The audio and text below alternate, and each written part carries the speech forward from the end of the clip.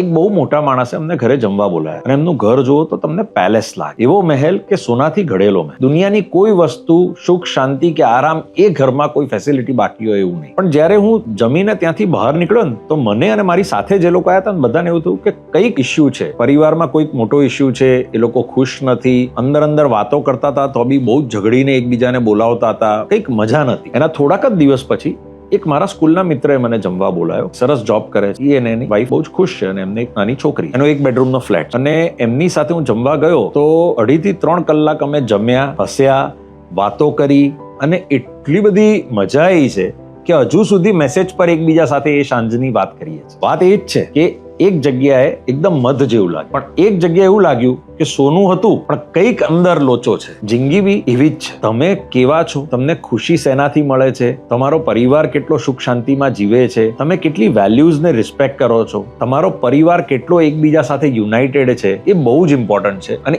એ જ તમારું character define કરે છે જ્યારે બહાર જાઓ. ખુશી જગ્યામાં કે ગ્લેમરમાં કે શો ઓફમાં નથી. સાચી ખુશી શાંતિમાં, યુનિટીમાં અને વેલ્યુઝ સાથે જિંદગી જીવવામાં છે.